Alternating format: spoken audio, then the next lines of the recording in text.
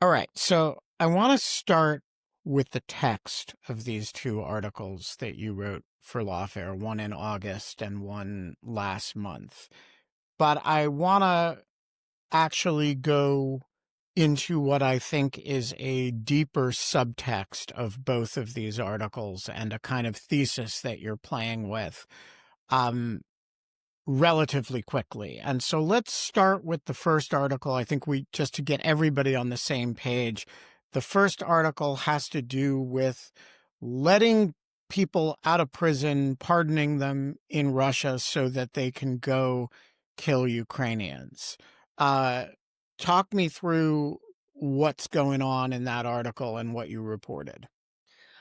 So in that article, I was looking at sort of the use of prisoners in the war as a way of kind of uh, making the war invisible, that prisoners are sort of an available, vulnerable population that the Russian state can kind of draw on to avoid a mass conscription, that they need to kind of constantly replace their forces in Ukraine, and that in order to kind of hide the war away from those who have more sort of social power, who could object if the costs were being borne by sort of like people in Moscow and things like that. Instead, they draw from other groups, sort of the economically vulnerable, non-Russians, and prisoners as well. I was arguing in that article that the use of prisoners, though, presents a sort of particular difficulty in that when some of these prisoners come back, they come back and go on to commit new crimes that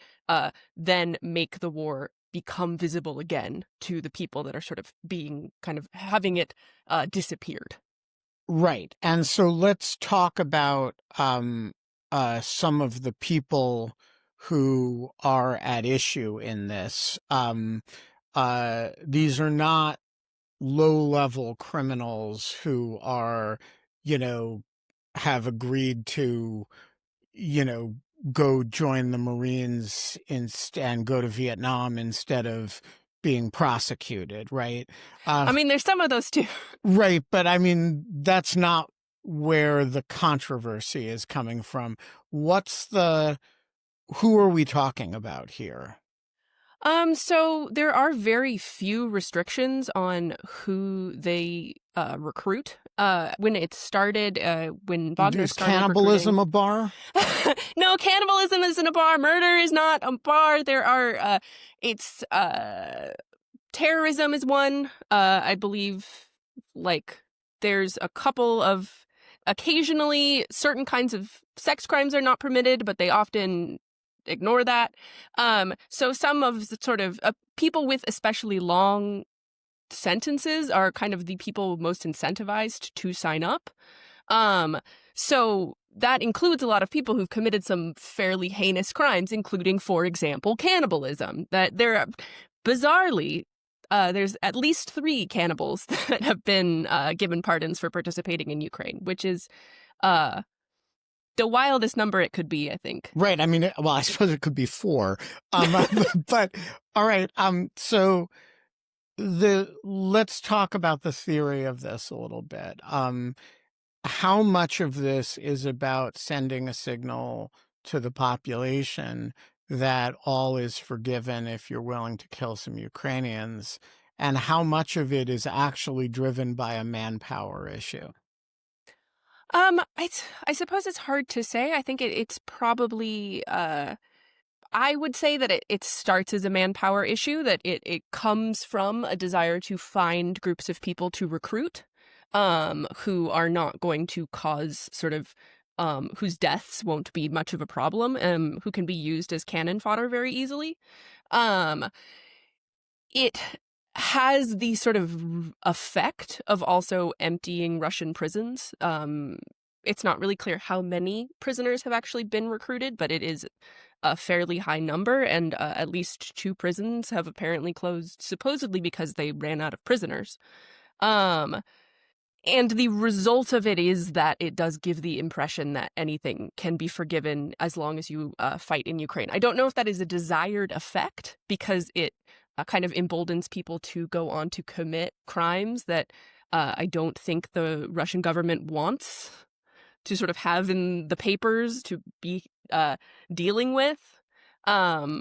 But it does sort of have the kind of idea that if you participate, then any sort of crime can be forgiven. Right. So let's talk about that. One advantage to putting cannibals from prisons on the front lines is that some of them get killed, and then you don't have to house them in prisons, and they don't eat people in their villages or cities.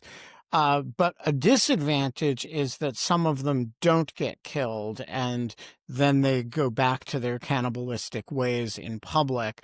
So to what extent has there been a real problem with, you pardon these people and then they end up free and in Moscow or in their hometowns? So it's definitely been a very publicly visible problem. It's hard to say exactly how many. There's some estimates of how many pardoned soldiers have gone on to commit crimes, but sort of a lot of those numbers are not available. It was somewhere around like 750 to 1,000 violent crimes committed by returning veterans who've been pardoned. And a lot of those crimes have been very sort of sensational. Yeah, I mean, so people see them. It's not just the number of the crimes; it's the the kind, yeah. spectacular nature of the crimes. Yeah, it's sort of people acting with a sense of total impunity who go on to commit some fairly heinous violent crimes, who've gone through prison, which is Russian prisons are quite brutal, as are a lot of prisons, but Russian prisons too, then sent to a war where they are further brutalized, where they are often encouraged to commit war crimes, where they are participating in a great deal of violence, and then they come home with a sense of total impunity for crimes that they commit, which is not sort of a great recipe for the reintegration of convict populations. So the original kind of arrangement was that prisoners would receive a pardon after kind of 6 months of being used as cannon fodder. So the first round of prisoners that were recruited into Wagner did come back and went on to commit a number of crimes. Since then, the deal has sort of changed so that the pardons don't come quickly. They are sort of convict soldiers are supposed to sort of participate until the end of the war. They do receive a pardon if they are given a medal or are injured. So some of them do come home. So this sort of hasn't gone away, despite the fact that they're kind of keeping them in the war and trying to kill as many of them as possible before the war ends. All right. So what is... as you've looked at this, it seems like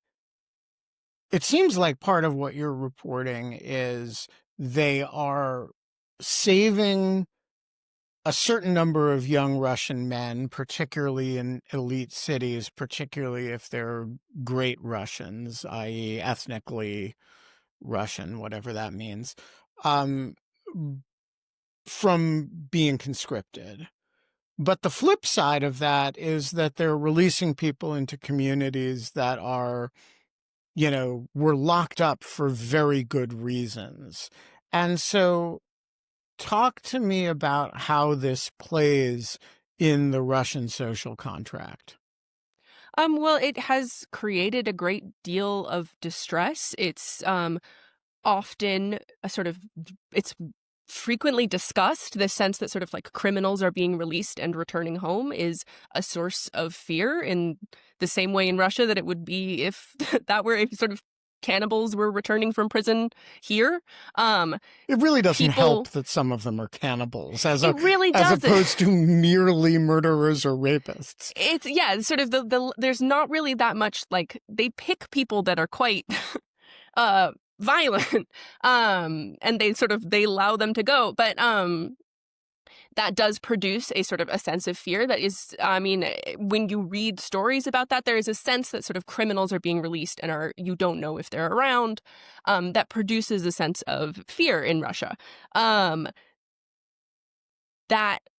kind of relates to this kind of, it's the sense of sort of disruption of kind of the sense of stability as represented by these returning soldiers. They kind of disrupt what feels like kind of peace back home.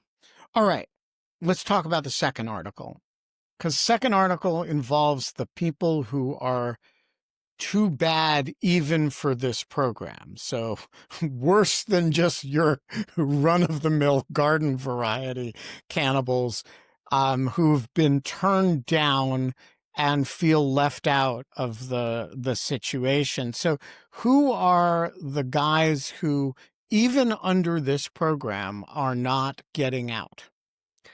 So in that particular example, the one sort of case that has been that they have not actually recruited from prison, that they haven't accepted people who have tried to volunteer, is a few people who are serving a life sentence without parole. And in the case that I was particularly looking at, that The was cannibals are eligible for parole? if they don't have a life sentence without it, yeah. So not, yeah, that is a very particular category of prisoner. And of the group the group that I was particularly looking at there was participants in organized crime in the 90s, people that were important enough in the world of organized crime to kind of be dealt with by being given a life sentence without parole, which is not a huge number of them, but they are kind of the group that has not been sent. And before we get into who these people are, why is this such an unthinkable category? I mean, when we think of organized criminals, you know, I mean, okay, John Gotti, right? Or Don, in a mythical context, Don Corleone. These are not like the people who you are most afraid of ever walking the streets again, though they are guilty of horrible things. And certainly next to a cannibal, you might say, well, a mobster, a high-level mobster is actually relatively could be a sort of genial figure, right?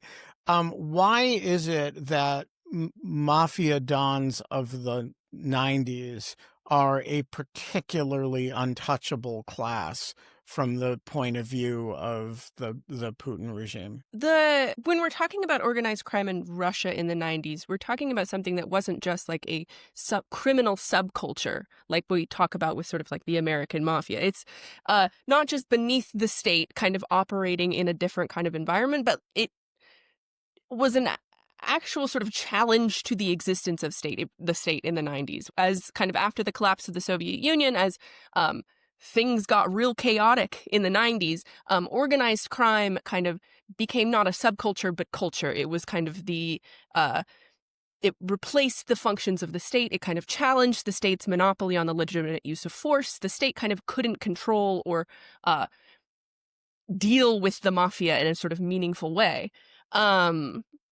So in the 2000s, as the Russian state consolidated, part of that process of consolidation is creating a new arrangement with the mafia that it could kind of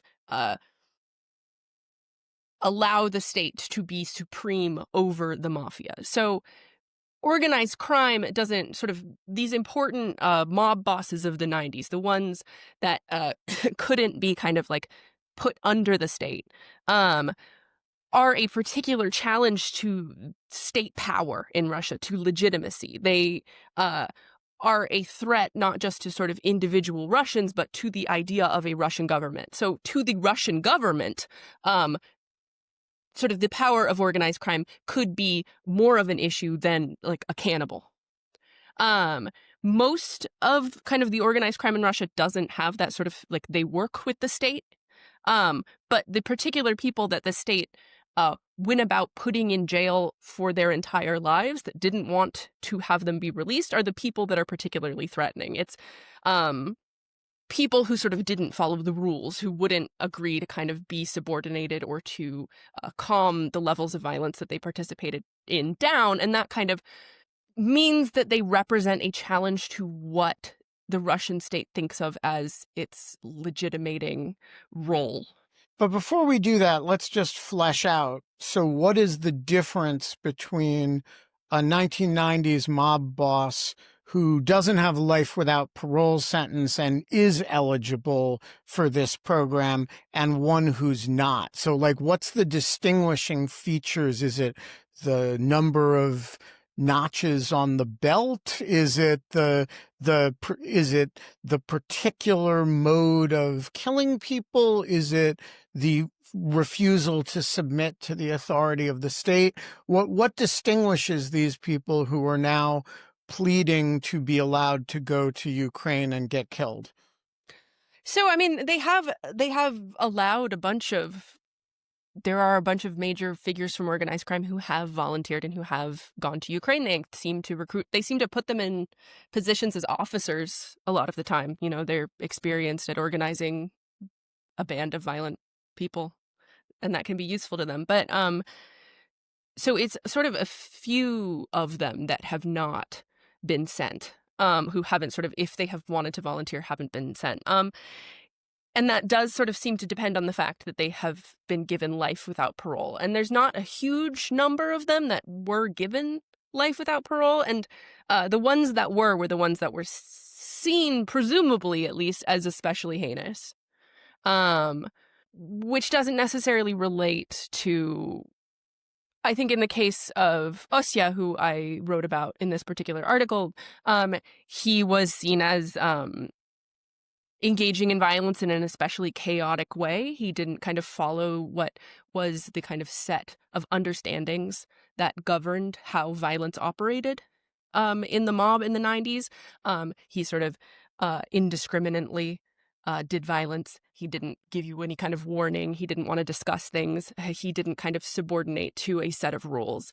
And that made him both an especially sort of a figure that other mob bosses didn't like, and an especially threatening figure to the state. He was seen as especially chaotic and especially dangerous. There is a feature that he was also kind of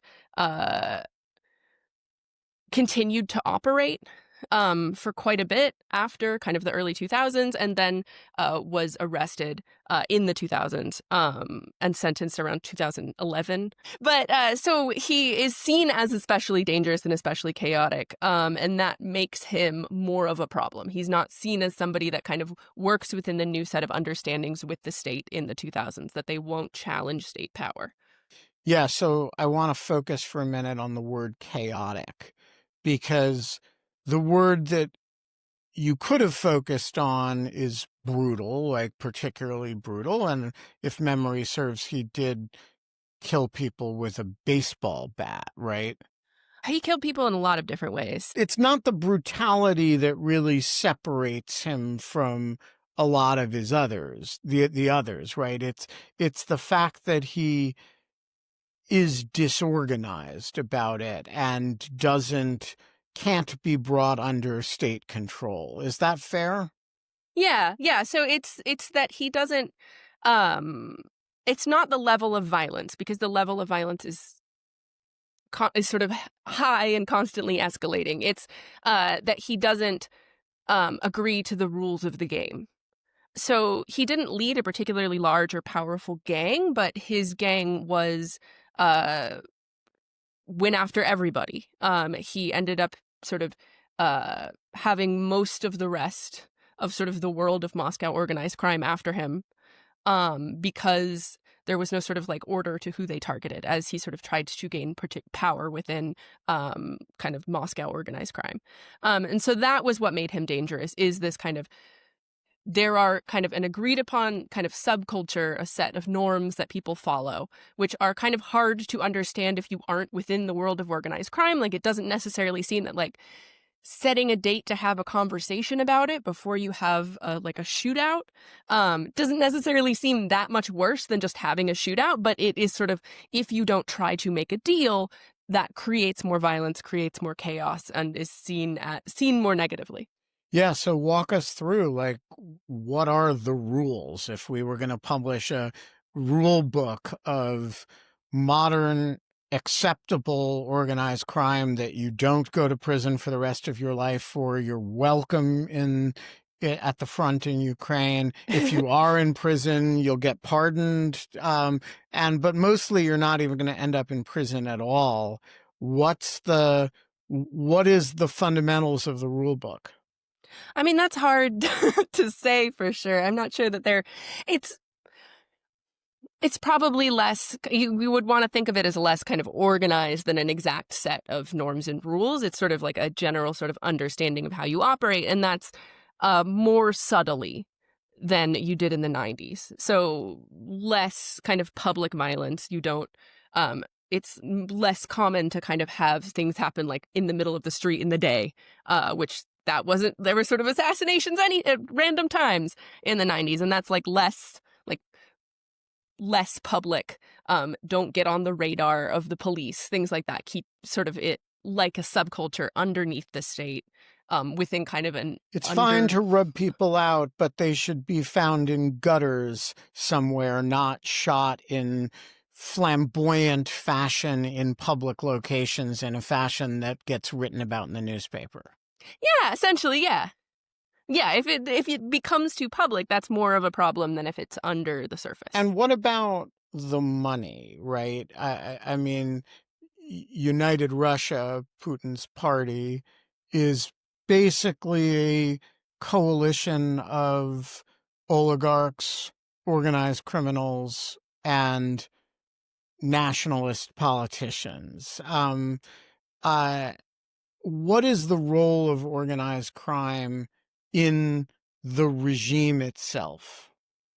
So there's some direct sort of connections between power and organized crime, but that's not sort of exactly what we're talking about. It's not that most of these people are, like literally in the mob, and they're like the state is literally run by the mob. It's more that kind of state officials, the state itself has a kind of mutually beneficial relationship with the world of organized crime, but the world of organized crime would see itself quite differently than it sees the state.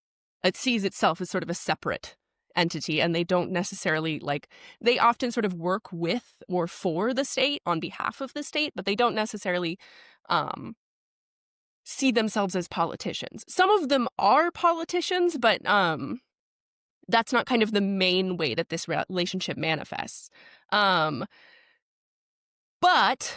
the state is able to kind of use organized crime, that it's able to create this relationship through the fact that this is a mutually beneficial relationship. They can kind of push it in different directions. They can rely on smugglers or hackers, various types of organized crime for purposes that they need. And they don't get rid of it, right? I mean, my impression is that the Putin strategy toward organized crime is mostly one of co-optation and keeping it within acceptable bounds, not one of eradication or suppression.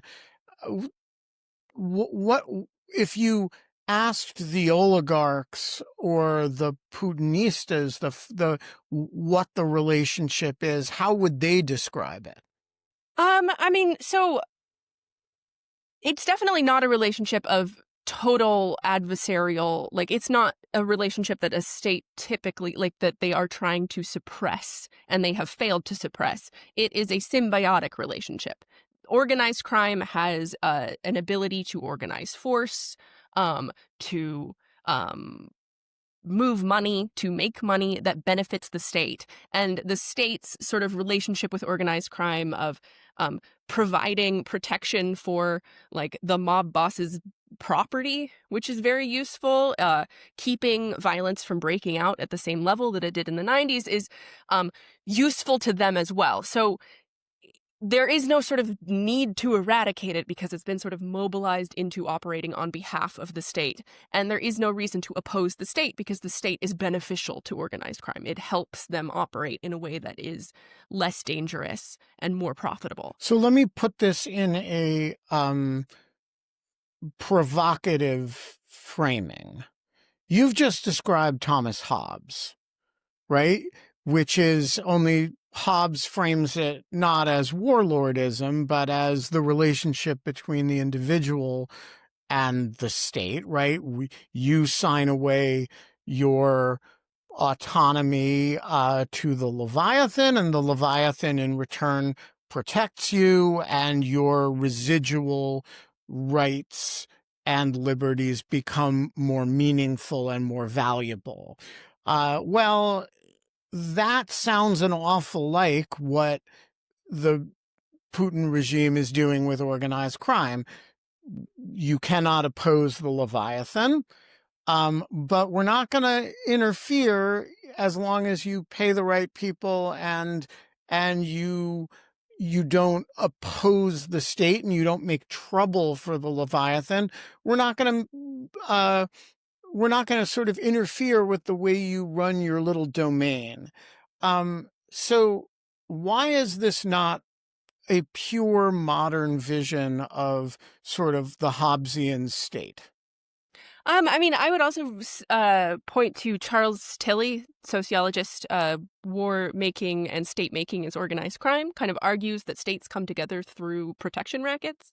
There are a variety of people that argue that sort of protection rackets, organized crime, this kind of process is the process by which states form. It is a view that you can also have of the formation of the Russian state, that it's sort of, you get this sort of stateless era, and then through organized crime, a state forms. So in a sense, all states may have some sort of relationship with organized crime. I would say that one thing that looking at Russian organized crime in the 90s suggests is that the state that kind of forms out of organized crime in this way, it hasn't, sort of, the difference in Russia is that organized crime didn't cease to be organized crime as it kind of consolidated into the state. It didn't sort of morph into something that looks exactly like a state. It morphed into it became something that remains organized crime and remains part of the state at the same time, in a sort of not fully integrated way. And that produces a host of sort of strangenesses in the function of the state, that there are these kind of alternate domains of power that undermine the ability of the Russian state to fully consolidate. So give us some examples of that. What is, we have our own familiarity with organized crime in the United States. All of Western Europe has organized crime. And it is generally not oppositional to the state. The mafia was, I mean, it did its thing, but it never challenged the essence of the state. So what is different about Russian organized crime and its relationship with the state that makes you say that? So an example, sort of the ways in which it hampers the function of the state, you can see that through kind of the ways in which the Russian state functions through corruption. There is a degree to which the kind of illegality that kind of forms part of the basis of state power means that operating fully legally, like creating a system that is fully sort of equal and legal for everyone, is not really possible if you have a section of sort of like this large area of illegality that becomes a core part of the state. And that means that there are always going to be sort of corruption and illegality and sort of particularly if that part is allowed to kill you. Yeah, like if somebody steals all your money, but they're too important and they're sort of part of this deal and they can't be targeted in that way, there's kind of nothing to do. It sort of creates these points of sort of corruption and illegality. If your relationship requires that kind of the mafia is profiting, that means that things become really expensive. Like with the Sochi Olympics, which organized crime was involved in a great deal of kind of deep building of facilities and roads and things like that. And that made them very expensive and very corrupt, because in order to create this space, to have this relationship, to mobilize the mafia and use their capacity for sort of state function and violence, creates additional corruption. And why does Putin need that? I mean, at this point, he has the state under his thumb. He didn't need to pay more for the Sochi stuff, right? What benefit is that giving him? I mean, I would suggest that he kind of did. Like the people who can do these things, the ways that the state operates, it has been through corruption, through patronage, through unofficial networks, because this is kind of the structure of how things came together, and it hasn't become a fully functional state. That the operation through corruption is kind of a marker of a weak state rather than a strong state. That if you use corruption to govern, that suggests a kind of inability to govern through non-corruption, which is more effective. And you can still steal from that. Right. All right. So let's bring us back to mobsters who prefer to risk dying in Ukraine and to being in prison. It seems to me that all of this challenges the sort of Hobbesian mafia state in a few ways. The first is that it undermines the regime's ability to say, we brought this stuff under control. The 90s sucked. We brought it under control, and now you're safe. If there are cannibals running around, you're a lot less safe. How much has this hurt them? I mean, it's hard.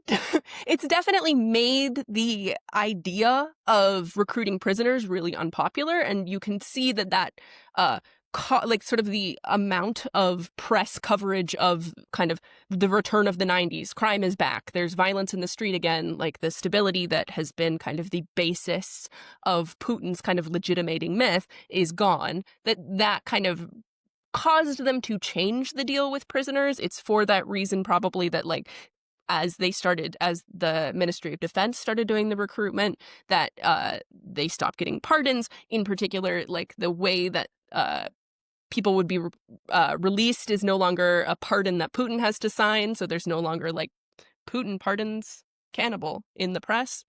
You can see why that wouldn't be an attractive headline. Yeah. So it clearly has created some problems. What the effect of those problems are, it's not easy to say. As the war goes on in a host of ways, I think it puts pressure on all of these kinds of structures and deals, and that in the case of organized crime, it seems like parts of the way that organized crime relates to the state are starting to change as the state is able to offer less and is asking more of them continuously. There has been sort of disruptions in the stability of the world of organized crime that creates problems. And it hasn't kind of fully broken down, and it probably wouldn't break down in the way it broke down in the 90s, but there are kind of indications that this deal that keeps prevents kind of crime in the street, all of these highly visible murders, is under pressure. So the second way that I think it may challenge the Russian social contract is that, the organized crime bosses and leaders did face a submit or be repressed moment in the early aughts. And they, for the most part, as you've described, chose submit, be less visible, and do business, follow certain rules. But there are these, and the ones who didn't, got locked up for very long periods of time. More recently, however, there have been ones who do actually pose a pretty overtly a state challenge. And the most prominent of those, of course, is Yevgeny Prigozhin, who's only sort of an organized crime guy. He's sort of... No, 100%. He sort of became I mean, it's very respectable. And but at the end of the day, he did march on Moscow with a private army, which is not something that happens in non-mafia states very often. So walk me through that. If I were Vladimir Putin, I would say, wait a minute, this is pretty, the 90s are chicken feed compared to this. This is Caesar crossing the Rubicon here. um, uh, how how disruptive is this as a moment? Oh, I mean, it's endlessly disruptive, constantly disruptive. Bunch of books about that came out recently, but a host. I mean, it makes relying on sort of these like private military alternative sort of institutions of mobilizing force like a mercenary company look like less of a good bet, that there's a risk in doing so, that it does kind of suggest a process of destabilization to allow sort of Wagner to function in place of an actual military controlled by the state. They have been trying to change that relationship since then, to change the way that they relate to sort of incorporate more things under the state, to reshuffle the structure of the state. I think that one of the main ways it did that is that it indicated the kind of the weakness of a state that is a collection of agreements with force-wielding groups, that they're less available power to stop something like a march on Moscow, that suddenly there's this, a lack of state between Prigozhin and Moscow that Prigozhin clearly didn't expect either.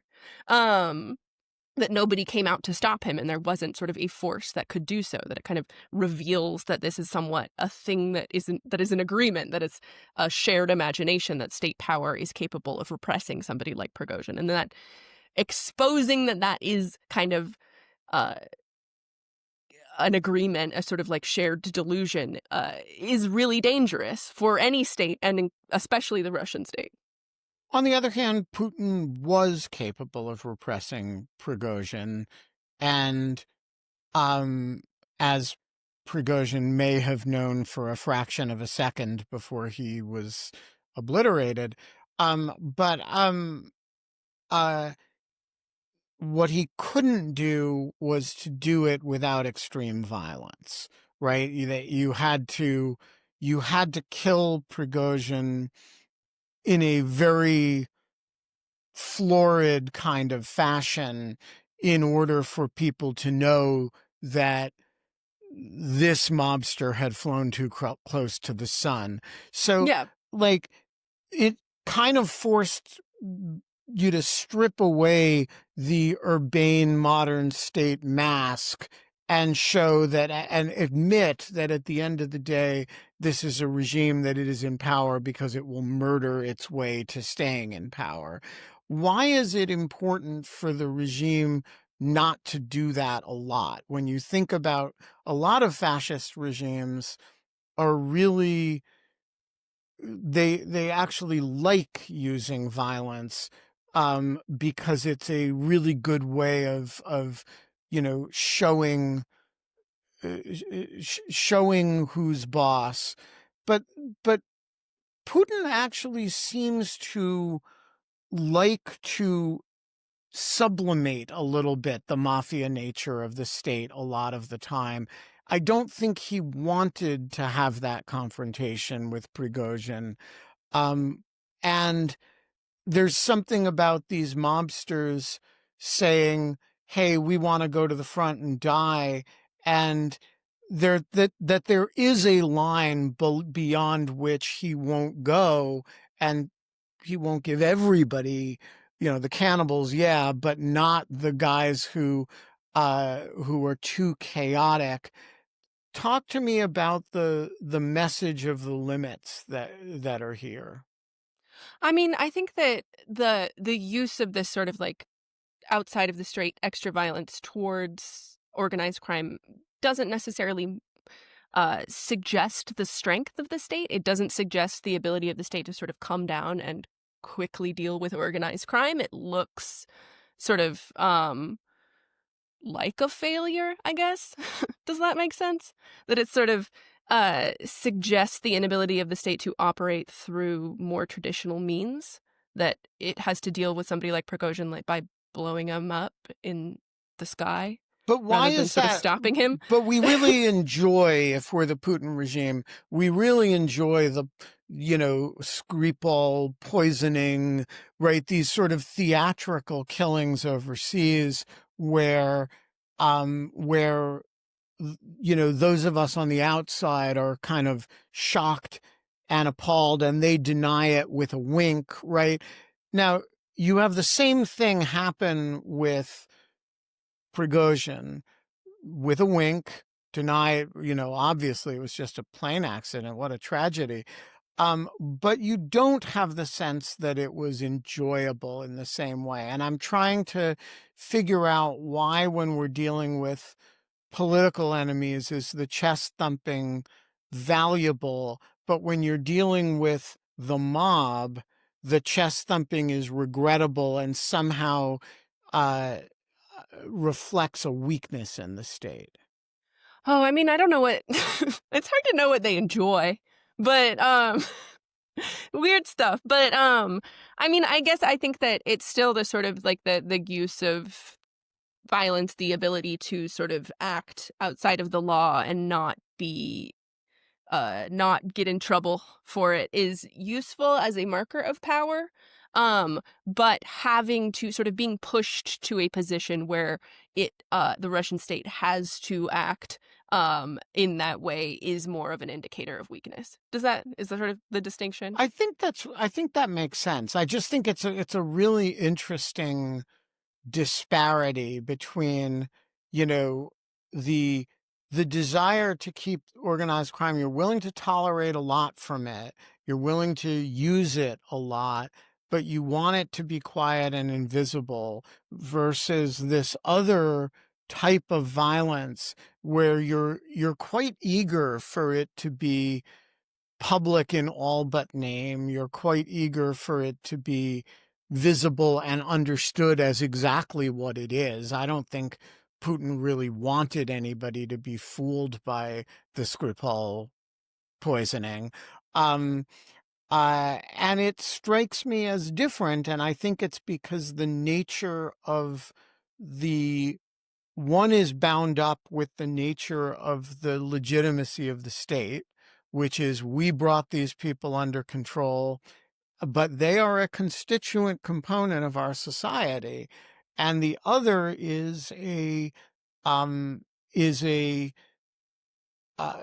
frankly, just how you deal with a traitor. Yeah.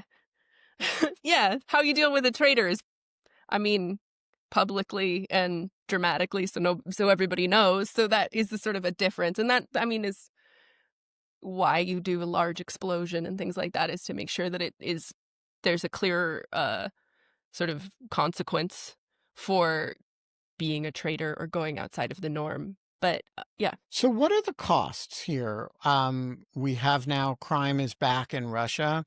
We have mobsters roaming the street. We also have empty prisons. Not quite like, I mean, I don't know if it's quite as like, it's not the 90s. Right. So how bad, how much of this can they really do before they bring the foundational legitimacy pillars of the state into question? Yeah, I mean, what I would say is that nobody wants to know the answer to that. I don't think it benefits any particular sort of part of this deal. It certainly doesn't appeal to the state, but to organized crime as well, a return to sort of the era of the 90s, which was when the mafia was at its height, isn't that appealing either. Life was nasty, brutish, and short. Yeah, I mean, you were constantly you didn't live very long. You could not sort of like enjoy your wealth. You'd become incredibly wealthy, but then life was difficult and you were constantly under threat. Somebody might kill you at any time. They don't want to return to that any more than anybody else does. So that this is sort of being undermined creates problems for the world of organized crime too, but it's not, and they don't necessarily want to find out how far it can be pushed before it has to fall apart. But you also don't want to be the last person to realize that things have changed. So there are sort of pressures that push a kind of return to more visible violence that lead to sort of some skirmishes that occasionally occur. An increase in contract murders is sort of occurring at this time. More violent kind of corporate raids that makes the sort of strength of the state to sort of suppress them look less strong, less like something they actually have to kind of operate under rather than against. And that creates sort of a risk of it eventually falling apart. But And other than the political unpopularity of these programs for releasing prisoners, do you have a sense of whether there is agita about it within the Russian power elite? Like, we're making a real mistake, we're undermining our own, you know, this is going to bite us in the ass? Or is this just one of those things that the, risks of drafting a whole lot of young Russian men in cities is so unacceptable that you pay this price and maybe swallow your, uh, uh, swallow hard about the consequences you expect, but you don't really feel like you have a choice? I think there's a lot of indication that they are aware that I mean, not just organized crime, not just prisoners, but creating a sort of large batch of veterans with sort of increased instability economically with more organized crime is a real danger. Um, there have been a number of there's a lot of kind of effort to figure out how to kind of prevent them from becoming kind of disaffected and violent. After the Soviet-Afghan War, after Chechnya, veterans of those conflicts became kind of the base of organized crime. There were large numbers of veterans who had sort of no other job opportunities, but did have some kind of training in the use of violence, who became part of this sort of instability, part of organized crime. That appears to be a threat, and it does seem like one they know about as they try to kind of like turn veterans. There's kind of an effort to make veterans into elites, to get them to run for office, to provide more kind of support that will prevent that from occurring again, but with often kind of limited results. It hasn't always worked. They aren't necessarily elevating people into being elites or making them less disaffected. And that does seem to be something that the Russian government is aware of and concerned about, that they're getting, a large population of disaffected young men with guns. Emily Hoge, super interesting body of work you're developing. I hope you will keep working on it and keep publishing it through Lawfare. Thank you so much for joining us today. Yeah, thank you for having me.